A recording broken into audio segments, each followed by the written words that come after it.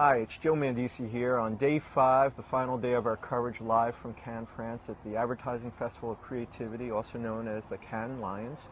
And we're here, once again, we started the week at the Media Brands Villa up on the hill here overlooking Cannes, and we're going to wrap it up this week for a couple of reasons. One is that it seems so much, the closest thing I've ever been to Versailles, that I figured it'd be a good place to broker a treaty between Bob and Barbara, who I have here actually now for the first time this week together. And what's been going on with you guys this week? What? We've been friends for, more than 25 years. We went to, we grew up in the same town. Really? In New Jersey. Yeah, we don't admit it much, but, and I've always I've always had huge respect for Bob and the chaos theory. And I owe my career to Barbara. So That's right. there's nothing there. Why Okay. do you? Let's put this matter to rest. I'm sorry, I misunderstood. What we're really here for, and what the audience would like to know, is what do we think about the festival? Well, I think that this year it's been amazingly huge and different. It really is all about the 21st century. This year, it seemed like it was all about digital and non-traditional uses of advertising. And that made me feel like, and it's all about global stuff too, and that made me feel like America is the TV commercial of the ad world. That it will always exist, it'll always be powerful, it'll always get more money, but the future, in other countries around the world, it's easier to do digital and start digital agencies because they can work to scale there more than they can in America. They can make it work better. And just as we were here, Sir Martin Sorrell bought AKQA, it came out.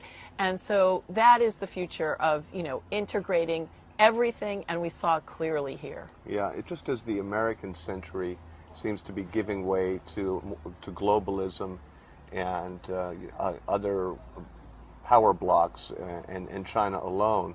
The television century seems to be giving way to certainly losing its primacy in a universe that also includes digital and social and mobile and augmented reality, and I don't know what next. I think Rosie the Maid, like right. From the Well, Jetsons. there's a dancing as fast as I can aspect to what's here. Every year the newest things win. So it's a 3D mobile app, this year. And then during the year something else will come out next year that'll be great, and everybody will follow that. And did you get a sense that they know what they're doing, or that they're just trying to do the latest thing? No, I know it's probably utterly unfair because I'm not myself steeped into the commerce to know what's real and what's illusory. But as to your direct question, no, I don't think they have any idea what they're doing. They're going for bright and shiny objects and trying to incorporate whatever is interesting into apps or their digital platforms at the first moment. But that doesn't give you a lot of confidence about their confidence in the essence of digital. Right. Well, the primacy of TV is interesting. It's all part of your chaos scenario, which is coming true, but in different forms, which is exactly what happens when people predict the future, if you're good. But so TV, I think one of the most interesting things that's happened in the last 2 years is the integration of TV and social. I mean, it's fantastic. MTV and the Millennial seminar talked about this. Everybody on TV has millions of fans that they interact with. The advertisers want the shows to keep going on and off air, on and off the internet, to interact with all of the viewers. And this is a phenomenon of bringing back live events and making TV much stronger for advertisers. Can we speak about Cannes? Sure. I think it's interesting what you observed about, the shiny object syndrome here. And I want to ask you, isn't that really what creativity is all about? This is not the Effie Awards. And isn't it necessary for the creative segments of the industry to push the boundaries, even if they don't work? And I heard Mark Pritchard from Procter & Gamble yesterday talking about even how that giant packaged goods giant is starting to really be brave, take risks, and, in the hope that you come up with new ideas. Well, I heard this 100 times here. It's all about learning to fail. It's all about failure. which sounds great, except that when you're in that meeting and it fails, you're not that happy, in reality.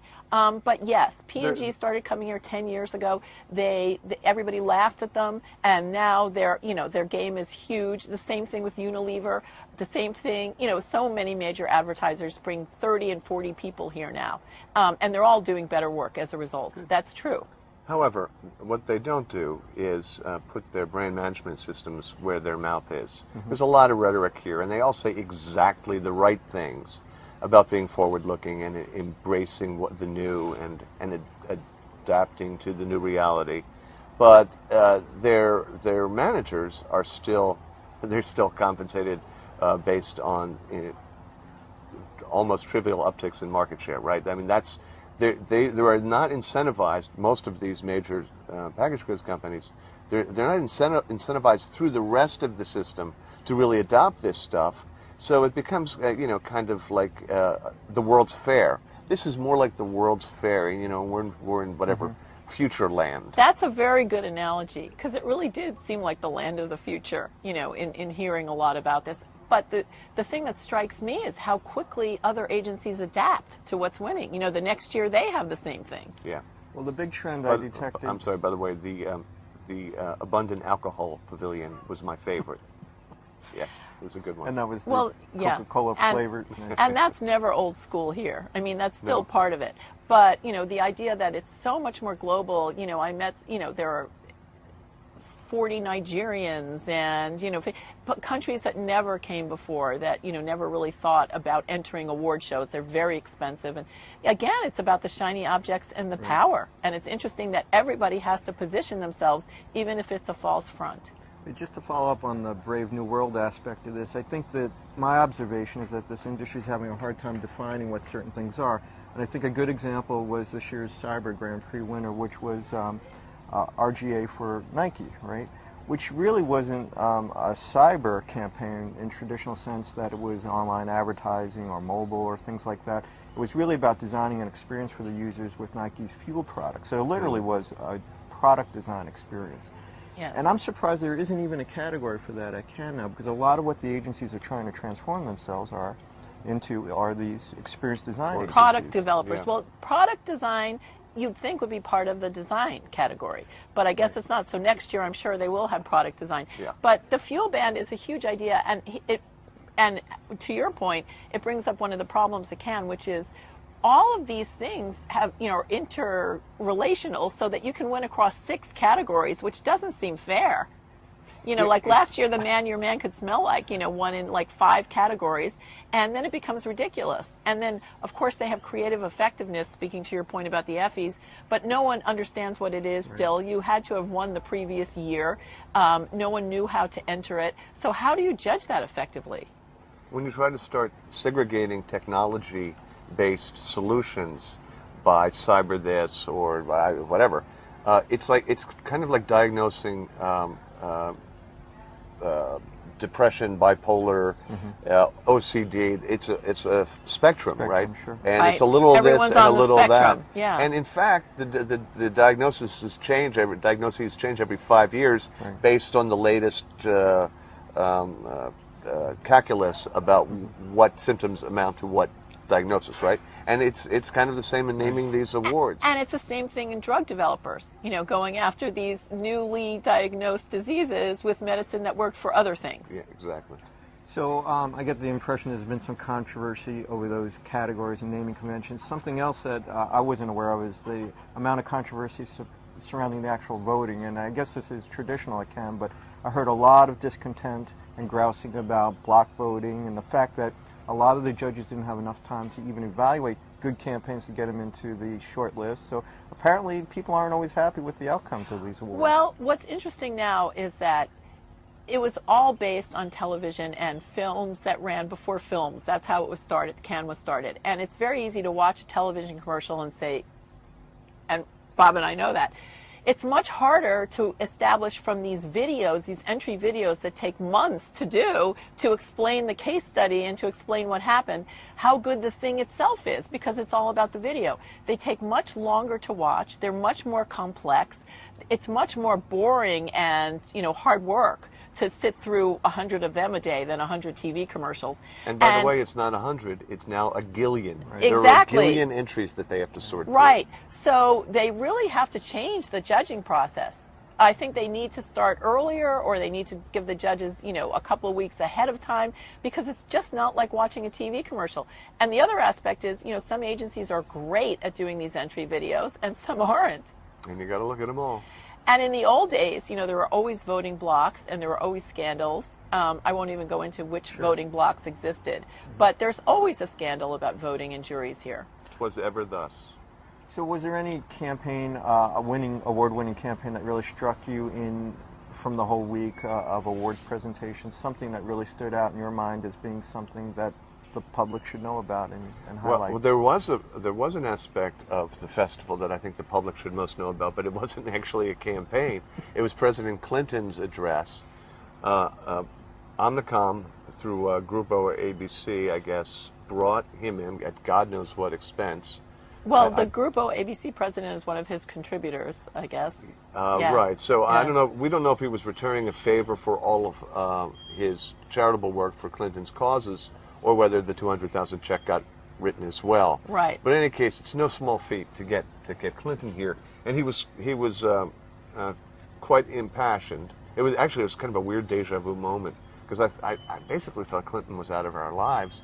And here comes this Clinton. Oh, Here's never. Clinton again. No, he'll never be out of our lives. Well, but I mean, I haven't done 45 minutes watching him since The 90s. 10 years Yeah. ago.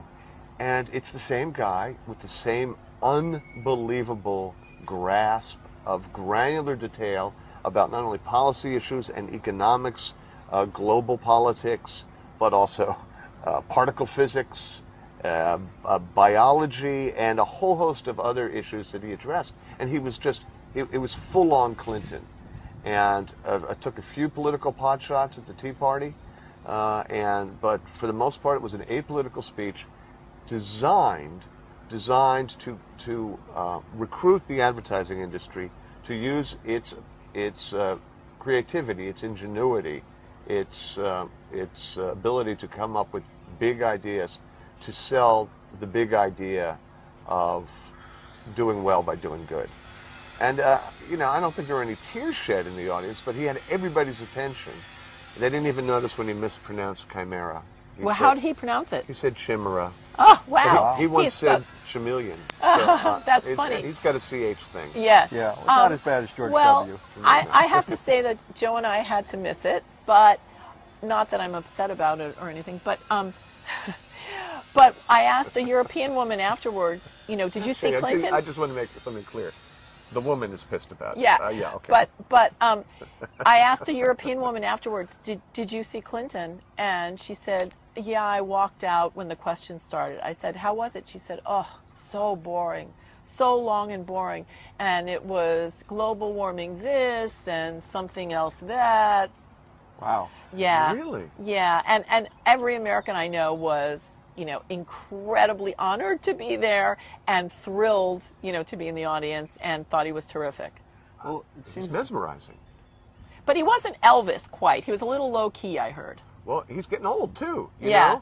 know? He mentioned that he's older than everyone in the audience. Yeah. And he's 65, but he really doesn't look 65. Well, you see, I was in the front row.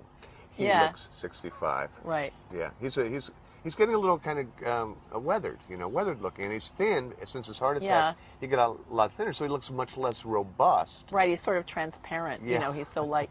But he But he's also mentioned still the magnetic. TV campaign that he loves. Which And it was the DirecTV campaign, and he particularly spoke about the one that involves get DirecTV, because if not, and it's this whole line of things that happen, and your daughter will end up with a dog collar and, and have a baby with, who's a little punk and all of that. Yeah, so And if you that don't is want your grandchild to have spiked hair and a dog collar, get DirecTV. DirecTV. And all of those scenarios are incredibly wonderful and funny. I really like those commercials too, except that unfortunately I have DirecTV. That's the problem. well, They say good advertising can't sell a bad product Right. for long. Right, right. Well, there's always some rock star at Cannes, and in the years I've been coming here, but it used to be that the ad agency people were the rock stars, and now they're importing all these big thinkers. I mean, we had French philosophers, we had TED Talk level speakers. We've had some amazing pontificators here this week. Is that really part of what the festival's becoming? Big ideas beyond advertising creativity? It's one of the things that festivals becoming, but the festival is growing so rapidly. It's a little of everything. I mean, it's TED, it's a trade show, it is the World's Fair. They show some advertising in one of the rooms. Some deals are done. Well, in terms of the trade show, some deals are it's done. more like the Cannes Film Festival, I guess, than ever. Right. But that's the thing. You know, they never even had one seminar here until the 90s. Really? Yes, it was run by the French. Okay. And they started a seminar in the 90s in the wake of the Gulf War of how to handle advertising. And it's much more like the rest of the world now in that advertising is trying to be integrated into the greater culture. So you have great political thinkers and philosophers and really interesting people to listen to. And I hope that, you know, Clinton, along with Alain de Botton, was talking about the power of advertising. People who are not in the industry think it is the most powerful thing in the world if it could be harnessed for good. Yeah. And everybody's been talking about this forever. So why can't we get on the bandwagon with this? Well, one of the problems is that while advertising is indeed a powerful thing, it's not wizardry, it's not alchemy, it's not magic, and it fails to do what it's nominally supposed to do, you know, more than half the time. It's kind of like baseball, where the best players fail 2 times out of 3, and I think advertising works, but there's only a handful of times in the history of commerce where it has, in and of itself, created value. Well, So, and I the think Indian in the president canoe for pollution, that was one of them. Of course, they got New Yorkers not to litter, right? Yeah, and I think it could be used, you know, very powerfully. Well, it's interesting that John Cleese was here among all of the other celebs, and he was talking about, you know, he was like an academic giving a paper. He was not a Monty Python person. Funny. No. And he gave 2 different speeches and wrote each of them really like a professor or, God forbid, a journalist. I mean, he really put a lot of work into it, and he based it on this study that Havas has that 80% of advertising and marketing doesn't work. So you have to figure out the other 20%, and people wouldn't care if 80% of the products disappeared. Well, what's interesting about that event is it took place at Havas. We're here at Media Brands. They had 76 events here at this villa. So there's a lot of mini festivals going on around Cannes. And to your point, it's just become a little bit about everything. And the city, by the way, is too small to accommodate any more growth. That hasn't stopped the festival. Right. It continues to metastasize, but there is no room in the streets. And there are not enough hotel rooms within walking distance of the Palais, which is the center of activity for the festival. And I don't know. Someone's got to give. Well, that's why these major, Omnicoms and IPGs are taking villas, because a lot of people can stay there, and it's incredibly gorgeous, and it gives them a real thrill. But it also, they have hundreds of meetings there at the same time. Okay. Well, the other thing that struck me, you guys talked about the global nature of it, and it kind of shocked me. I didn't realize this really is an American roots event, because to this day, every presentation I saw was done in English, not always well. And I just wonder, will we see it truly become more global in nature? Will you see multilingual presentations, or is English the language of the advertising Only industry? the French don't speak in English, but that's true across all categories of enterprise. They just won't speak in English. But it's the lingua franca of, so to speak. The lingua franca of the world is not French; it's English, and it's certainly in business. Sure. And so, and by the way, everybody is remarkable. Right. And Bob mentioned that he's been coming here since there were sidecars and Nazis here. And I've been coming here long enough so that when it was owned by the French, they opened it up with a press conference in which the same guy spoke everything twice, in French and English, and you could not understand one of them. Oh, really? You couldn't understand either of them. And it was this incredibly long process that told you nothing. So it's, that would be Back to the Future if they spoke more than one language. Okay, well, unless you have any other closing impressions of Cannes that you'd like to leave our MediaPost audience with, I think we've done a good job of summarizing what's been going on here. But you have to come here next year to believe it, except Bob says there's not enough room for you, so you'll have to watch our videos. So you have to, and also you have to really, really get it early, you know, to make sure that you have a place to stay so that you're not climbing stairs into a garret. So tune in next year for the MediaPost Cannes team live from Cannes, and have a good year. Thank you. Yeah, that.